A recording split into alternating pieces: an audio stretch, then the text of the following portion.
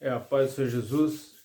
Eu vou trazer uma mensagem aqui a respeito, falar sobre o casamento.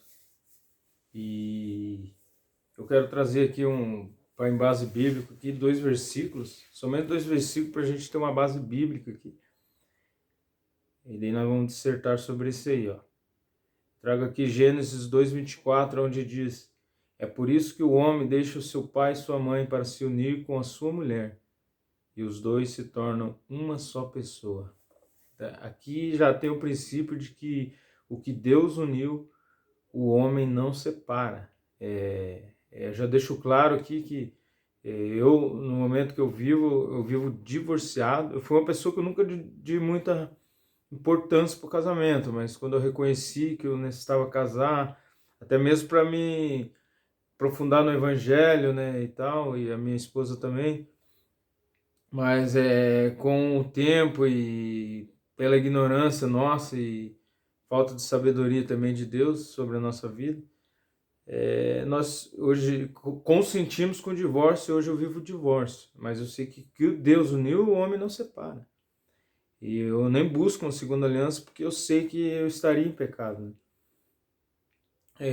E Deus também, Hebreus 13:4, que o casamento seja respeitado por todos e que os maridos e as esposas sejam fiéis um ao outro. Deus julgará os imorais e os que cometem adultério.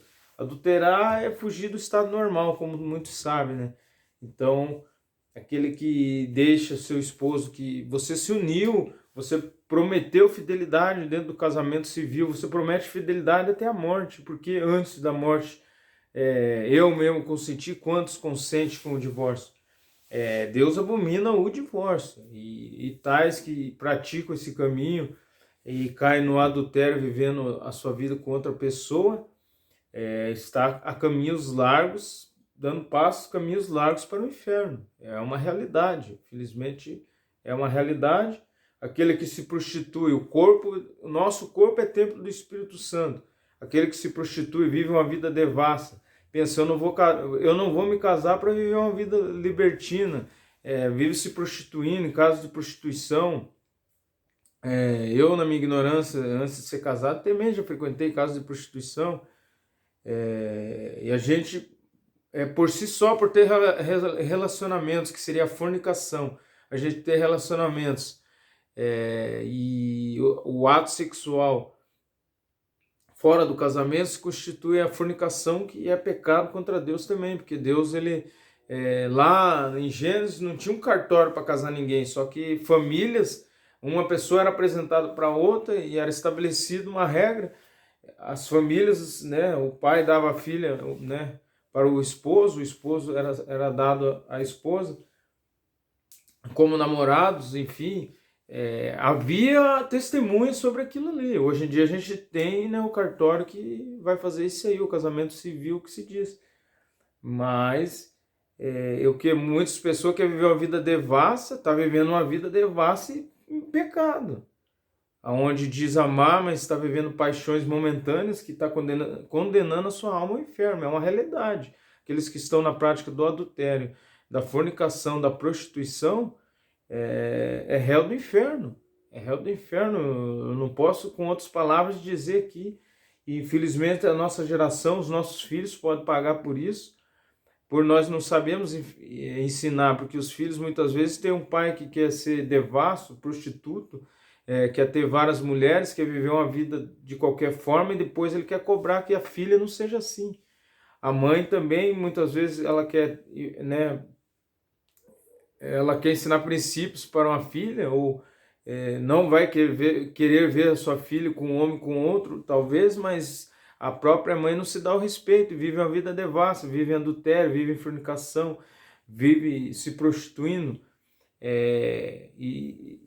E quando a gente pega bem o estudo espiritual e vai ver isso aí, a gente não fica diferente dessas prostitutas que estão se prostituindo numa rua aí, mas aquele que não zela pelo seu corpo, que é templo do Espírito Santo, muitas vezes dizendo amar a Deus. Talvez a gente viva na ignorância e não conhece a palavra de Deus profundamente, mas vive uma vida devassa e daí diz amar a Deus, se prostituindo, adulterando. Claro que quando a gente dá um passo para Deus, o chamado é venha como estás, mas você, a partir do que o Espírito Santo começa a ministrar o seu coração e você vai tendo entendimento da palavra, que você precisa, se você diz amar a Deus, a gente necessita, a palavra de Deus diz que aquele que ama, ele cumpre com o mandamento e toda a lei. Então, se nós dizemos amar, temos que cumprir com a palavra. Muitos eles fogem desse chamado no Evangelho, por quê? Porque quer viver uma vida qualquer. Só que nós estamos aqui para trazer uma luz para a sua vida.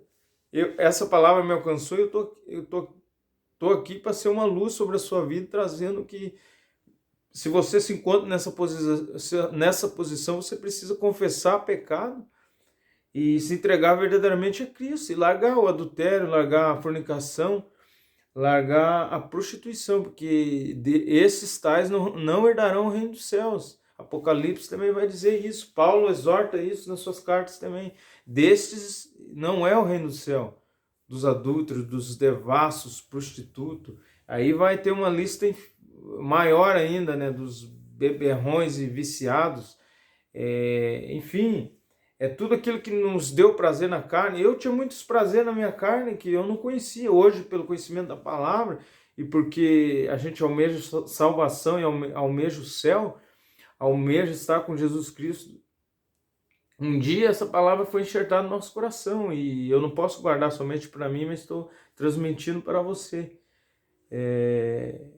Eu creio que eu posso estar falando para pessoas que estão desviadas do caminho de Deus, que talvez a palavra de Deus não toque mais, o Espírito Santo não toque mais o seu coração. Eu sei que a palavra nos revela, aquele que está de pé, cuide para que não caia. Talvez eu esteja falando para você que já caiu.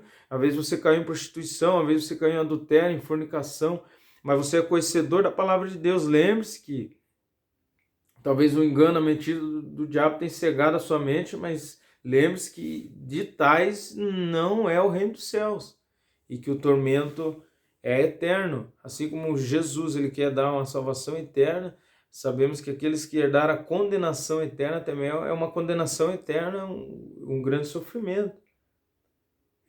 Então, essas palavras que eu quero deixar porque a gente reflita, né? Às vezes a gente quer que a nossa família seja exemplo, mas qual é o nosso exemplo? O que a gente tem dado de exemplo, ensinado? Tem coisas que a própria lei do homem vai ensinar uma pessoa a ter caráter, uma pessoa ter virtudes, e em certos aspectos ser uma pessoa boa. Mas ainda assim a lei do homem ela pode corromper o homem, mas a lei de Deus é divina, é perfeita, é eterna. A sua palavra é viva, fiel e eficaz e, como é dita, não é lançada vazia. A gente rejeita, às vezes a gente pode ouvir por um ouvido e soltar pelo outro. O que a palavra nos revela é que engana o homem a si mesmo somente ouvindo a palavra e não pondo em prática, não exercendo ela no nosso dia a dia, nosso ambiente de trabalho, nosso meio, nossa família. Enfim, eu já passei por circunstâncias sim, de ouvir por um ouvido e sair por outro, mas a gente tem experiências com Deus que nos muda, né? E o que eu deixo claro, e já deixei em alguns testemunhos meus, que necessário foi eu perder meu casamento para mim ter uma intimidade maior com Deus. Necessário foi. Eu sei que Deus abomina, mas a circunstância se complicou, a gente acabou consentindo com o divórcio. Eu sei que Deus abomina, eu consenti de momento, mas eu até não queria muito. A minha esposa, ela bateu mais na tecla e quis, acabamos optando por isso, mas eu sei que Deus abomina, e eu até não busco outro relacionamento por causa disso, porque eu sei que eu estaria em pecado, então não é o que eu busco. Eu tenho buscado se aproximar de Deus, entender a sua palavra, porque eu sou novo no Evangelho e a cada dia a gente, e até as mesmas pessoas mais velhas, a cada dia a gente é revelado algo diferente, a gente tem uma preciosidade diferente a cada momento, a cada dia, que a gente busca pelo menos isso, né, em oração, busca lendo a palavra de Deus. Então essa palavra nós vamos avaliar, né, qual que é o fundamento do nosso relacionamento, que não vivamos de qualquer forma, mas para a glória de Deus, amém? Deus abençoe.